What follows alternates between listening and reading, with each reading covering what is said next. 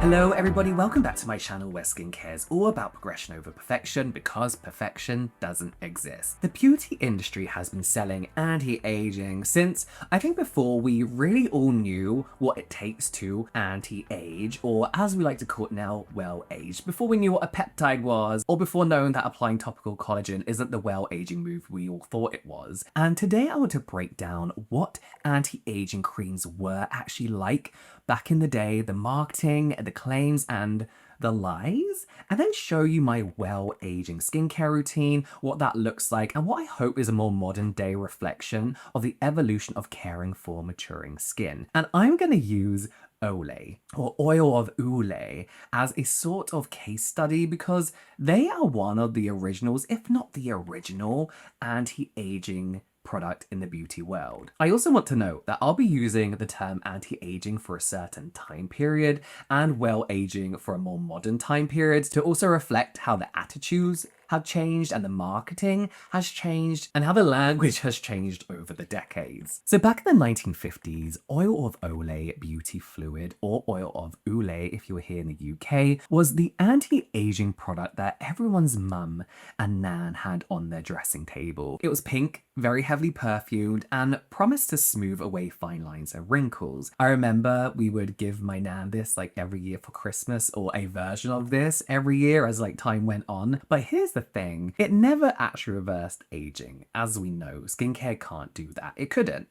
And the adverts also kind of tiptoed around the term anti-aging. It was more talking about replenishing dry skin, making it more moisturized, therefore in turn more youthful looking. I mean, when you look at the ingredients, and I mean really look at the ingredients, it was basically a nicely formulated moisturizer. We're talking water, glycerin, mineral oil, petroleum, cetyl alcohol, dimethicone, all of those old school moisturizers. I actually managed to find an old advert. The secret of this mysterious drop of oil of Olay is the secret of softer, smoother, younger looking skin. And also a listing of it from, what is it, like the American Museum or something, where you can see the ingredients and how it's always just been a moisturizer. And whilst none of that is exciting by today's standards in any means whatsoever, they did do something back then. They made your skin feel instantly soft, smoother, and plumper. A moisturizer. But again, remember, it wasn't all that popular back in the day, but that's why people loved it. It didn't lift, it didn't firm, it didn't rebuild collagen, and they didn't claim to back then really, but it gave the illusion of younger, healthier skin by flooding it with moisture and sealing that moisture in. So when Olay said it reduces the appearance of fine lines and wrinkles, it was technically true. It did reduce the appearance, just not the lines themselves, because it was plumping out your skin. And that's kind of what the foundation of anti-aging skincare has always been, or always was, you know, hyaluronic acid, glycerin, plumping ingredients that essentially tricked people into thinking it was reversing the signs of aging, when really these products were making the skin look and behave better because people were just hydrating their skin often, and the ingredients made it look and feel smoother and plumper. However, because you know, like, well, moisturized skin doesn't crease easily. A good barrier means less inflammation, and less inflammation means slower visible aging. Inflammaging, as a lot of people like to call it. So even though Olay's claims were a lot of marketing fluff, what the product did do, keeping your skin hydrated and supple, it is still one of the most important things you can do for your skin today. And that's not anti-aging, that's well-aging. That's what skincare should be. So that could stick for a while. And honestly, Olay and other skincare brands did evolve with the time when new science was available. And by the 1990s, Olay had dipped a toe, a very small one, into the real actives with AHAs and vitamin E. Then in the 2000s, things got, you know, a properly science-led. We've got niacinamide, peptides, and retinol propionate, I think they used, in the Regenerist and Total Effects lines. And that's when we finally saw skincare do more than just sitting on the surface and tricking people into thinking your fine lines are disappearing. So Olay kind of went from fancy lotion my nan used to genuinely effective skincare, but still focusing on hydration as pretty much the base of everything. And honestly, that's the part we often forget. Before retinol, lasers, acids, moisturizing consistently was one of the only anti-aging things people could do, because dryness, barrier damage, and dehydration exaggerate every single thing on your face. So yes, anti-aging has always been a lie. in the sense that no cream can stop time or actually reverse those signs of aging. It could reduce the appearance of signs of aging, but good skincare is about slowing all that down, supporting the skin so it ages well. And that's exactly what these old creams were doing, even if they didn't know it yet. Now, in my actual routine, I do take that same philosophy, hydrate, protect, and support, but with ingredients that do make a real difference over time, not just this temporary plumpness. But I get that too. So let's talk about the real proven things that actually do affect aging. Tretinoin, sunscreen, and hydrating layers that keep skin basically functioning the best it can. So let's get into my routine. And I say this is my well-aging routine because the moment I hit 35 a couple of years ago, how old am I? 36? I don't know. I'll Google it. Oh my God. 36. I'm 36 years old. I thought I was 37. When I hit 35, that's kind of when I restarted to see changes in my skin. My skin had gone from evenly combination to the drier side. Fine lines, especially around my eyes, are starting to appear more when I smile. All things I'm not drastically worried about. We've got Botox, we've got filler. I've not had Botox for a very, very long time. But for me, it's not about combating those fine lines and wrinkles really. It's more about just making sure I'm caring for my skin in a different way that I used to and aging well rather than trying to reverse it. So let's get into my routine. And we have to start off with cleanser. As far as like makeup removers go, just use any. They're all really, really good. House of Her do a great one. Crave Beauty. What one am I using at the moment? The Soft Emo. I'll list all the products in the description box down below, including oil cleansers or cleansing balms. But yeah, just get the stuff off your face. But when it comes to like a water cleanser, I am a little bit pickier. I want to share this one. This is Experiment Beauty's Plasma Wash.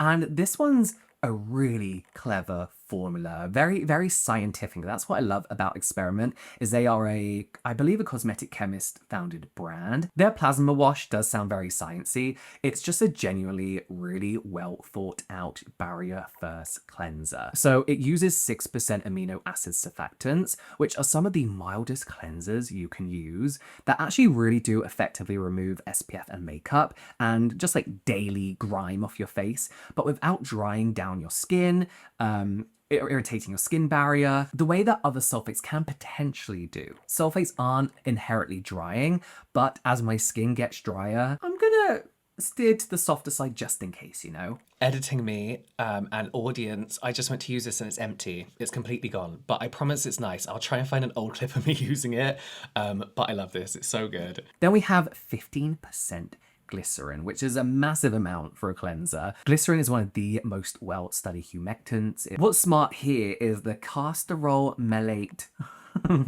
I know I said that wrong, but it's basically like a lipid-like molecule that helps glycerin stick to your skin instead of rinsing it away. So even after you've washed your face, your skin feels soft, hydrated, and protected. And with jojoba oil and fatty acids, you're just kind of like replacing some of what cleansing usually removes, your skin's natural lipids. And this is why cleansers are an important step, not just this throwaway step. I hate when people say like, buy whatever cleanser, you're just rinsing it down the sink. You're not. It's important to like start the day with moisture or like end the day with moisture, even in your cleansing routine. A hydrated barrier is your first line of defense against inflammation, inflammaging, dryness, and that kind of like minimal damage that can build up over time and speed up visible aging. Let's move on to toner. Numbuzzin number 9 NAD plus PDRN glow boosting toner.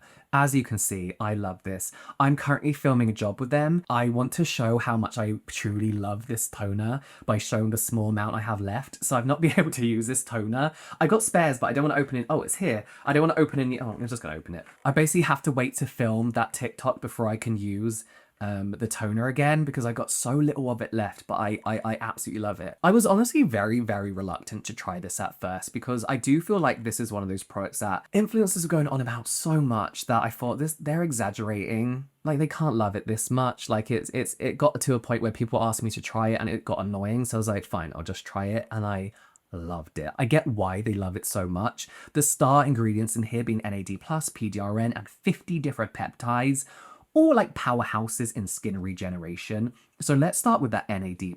This is a coenzyme found in like every cell of your body. I think it's pretty safe to say that NAD+ at the moment doesn't have much clinical backing. Like the idea is really interesting and I love all the products I use with it in. What it's very good at, again, is plumping the skin. That's not to say that studies aren't there, it's just that those studies aren't peer-reviewed or independent, if that makes sense. So a lot of brands do their own studies and some of the clinical trials do look very good. But for now, I'm using this as an exciting new ingredient. I'm using this as something that I know is going to plump out my skin. And with those 50 types of peptides and those antioxidants in there too, it's just a very nice skin supporting essence. They say making your skin act younger for longer, but I don't want to say that. I feel like just kind of like slowing down signs of aging, right? Then we got PDRN, which comes from salmon DNA, which we know kind of can't really help do what the injectable can do, but it does help plump the skin, make it look bouncy over time. And it does, for me, have some like healing and repairing properties to the skin as well. And 50 peptides, that like tiny chains of amino acids that kind of signal your skin to repair and rebuild. And applied topically, again, it's very, very good at plumping and hydrating the skin. And this toner really is more like a lightweight essence. It's hydrating, firming, very dewy, glowy, all the things that make your skin look like fresh and new and healthy. The SK2 Facial Treatment Essence, an absolute icon and very, very unnecessary, I'm gonna say. I only buy this because it is such an icon and I'm attached to this product. The SK2 Essence is one of those products that's been around for so long. It basically created its own category. Their kind of secret ingredient in here is Patera, which is a fermented yeast filtrate that's over 90% of the formula, and it contains more than 50 micronutrients, amino acids, vitamins, and minerals. And according to them, what makes Patera so special is that it regulates your skin's renewal cycle, that process that slows down as we age, leading to dullness, uneven texture, and fine lines, hydrating, restoring translucency to the skin. It gives you this very healthy glow, completely unnecessary. You can buy these kind of ingredients at such a budget price nowadays. The CosRx Essence being one of my favorite alternatives, but for me this just has memories, and I get a voucher from YesStyle every month, so I just buy it on that. But I do like it. I believe this is one of those well-aging products that have really stood the test of time and is iconic for a reason. This is kind of a new one, but one I'm really enjoying at the moment. This is the VT PDRN R5 Firming Ampoule, and they say this is a firming and rebuilding step, a treatment that supports collagen and barrier health simultaneously. Now, VT use plant-derived PDRN Centella asiatica extract and ceramides. Why did I say it like that? Plant-derived PDRN, Centella asiatica extract, and ceramides.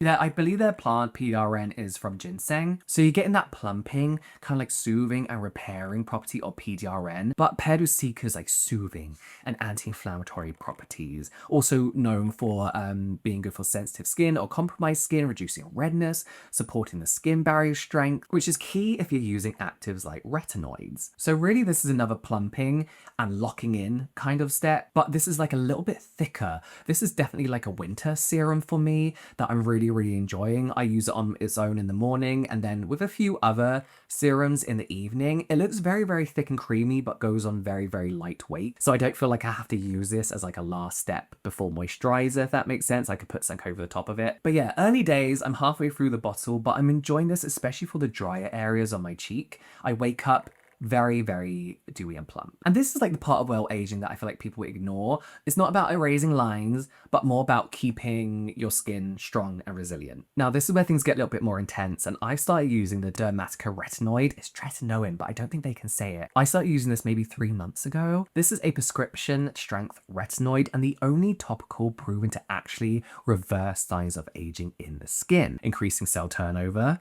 smoothing texture, phase pigmentation, and stimulates new collagen production. But it's not an overnight transformation. I feel like when a lot of influencers are on Tret, the comments are like, well, this can't possibly be working. It's the Tret that you're using. I've been using this for 3 months and I can tell you results aren't that fast. Like if you've been using Tret for like years, then I'll be like, yeah, you probably need to use a lot less of other things, but I'm peeling in a good way. I think I'm seeing a lot of less texture on my nose and forehead, but the changes are very subtle for now. Tretinoin is like a long game. You don't really notice how much is done until like one day you look at yourself in the mirror and you're like, oh, okay, wow. Like I said, I've seen people be a year into using Tret, and whilst it's cleared out the acne, it's not done a lot else yet. And it also doesn't do other things that you need for your well-aging routine, and that keeps your skin in check. It doesn't hydrate, it doesn't calm, it definitely doesn't replace barrier care. So whilst tretinoin is incredible for resurfacing, you still need to hydrate. You need those supportive products around it too. Otherwise, you're just like irritating your skin into oblivion. Like tretinoin is kind of like the foundation, but you need all that hydration and other stuff to keep everything standing and going strong, you know? No. Does that, you know what I mean? Let me just tell you a little bit about what I've noticed with my tretinoin, which has been great. I will peel on every third day. So I'll apply, no, that's said wrong. I will apply this 3 days later, my skin starts peeling.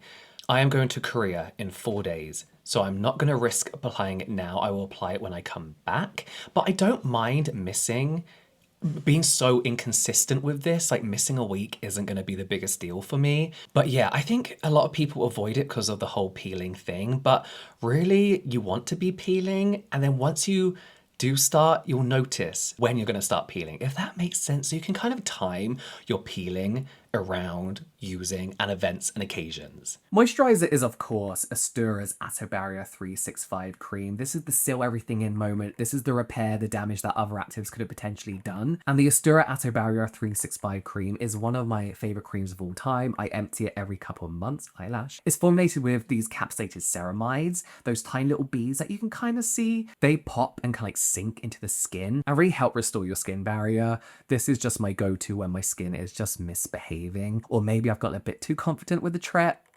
This is where this comes in. They say it's clinically proven to give up to 120 hours of hydration, which is kind of crazy, but believable, because the ceramides are literally what your barrier is made of, and I've experienced it. I would agree with them. You got those ceramides again, fatty acids in here to mimic your skin's natural lipids, helping to prevent water loss, which again, keeping that all in. It's fragrance free if that's your thing, barrier repairing, and suitable, I would say, for all skin types, every skin type and condition. I would say moisturizer is still one of the most powerful anti-aging steps there is, because no matter what actives you use, none of them work properly if your barrier is compromised or you're dry as fuck. Sunscreen, of course, pick whatever sunscreen works for you. Just use one, just do whatever. I think nowadays it's very easy to find a good sunscreen. I'm constantly shocked when I find one that works for me, that doesn't sting my eyes and doesn't irritate my rosacea, even though that is and should be the standard of sunscreen nowadays. One of my favorites is Purito Wonder Relief Centella Daily Sun Lotion SPF 50. Sunscreen being, again, one of the only products that actually prevents premature aging. I like the Purito one because it's lightweight, hydrating. It feels like skincare, not SPF. We've got Centella Asiatica, brown algae extract, and hyaluronic acid. So whilst protecting you from UV damage, it's also keeping you calm, plump, and hydrated. I don't think I've seen algae in other sunscreens. I've seen it like moisturizers, but we have Centella, which helps soothe inflammation and redness, which I always need for my rosacea. That brown algae that I mentioned actually is full of antioxidants as well. So teamed up with sunscreen, you've got a great pairing there, and then hyaluronic acid keeping you plump and hydrated. There is no point repairing collagen, resurfacing, whatever you're doing at night, if you're just getting up in the morning and letting UV rays destroy it all. Sunscreen is one of the ultimate well-aging products, as we all know.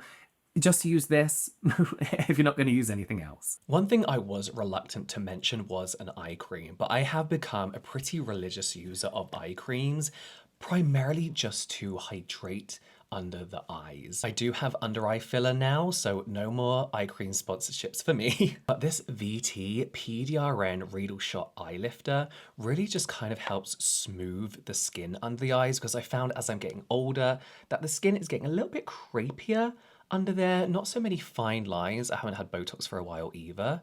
That's too much. But I just need an extra little bit of moisture and hydration under the eyes in order to just keep them looking smooth. And even the pigmentation under the eyes a little bit more even. I don't know if you can hear that this is vibrating. Whilst a little bit gimmicky, what I think it does really do very, very well is just help the product rub in so much quicker and smoother and more evenly as well. And it does feel nice. It feels very, very nice. So really this is just a load of hydrating and plumping ingredients along with niacinamide, I believe. That again is really just keeping my under eyes nice and moisturized. Say I was reluctant to mention it because I'm still a believer in just using a good moisturizer under the eyes, But as my skin has matured, I have found that I'm less able to use just any old moisturizer under my eyes. They can become too much for my under eyes or not enough. So using a product that is made for that skin under your eyes with targeted under eye ingredients in a formulation that works on the thinner skin just makes a lot more sense for me at my age in my skin condition right now. So when I do think of anti-aging, I always think back to those Olay ads. I always think of, you know, when I was younger, I think when I get older, I'm gonna have to start this like rose-scented, thick, heavy, anti-aging routine to like stop my skin from aging. That pink fluid that promised the world but was really just a great moisturizer. And we've come such a long way since then, thankfully. Retinoids, peptides, NAD, DNA repair. But the core idea is still the same. Keep your skin hydrated, protected, and supported, and it will age well. This routine isn't about like chasing my youth again. It's just about maintaining the health of my skin, hydration, protection, repair, and just giving it what it needs as my skin matures. And I feel like that's the difference between anti-aging and well-aging. It's just listening to your skin. But as I mentioned, all the products will be linked in the description box down below. Hopefully that was interesting. I don't know. Your typical product reviews here. So general light entertainment here, and I'll see you next time.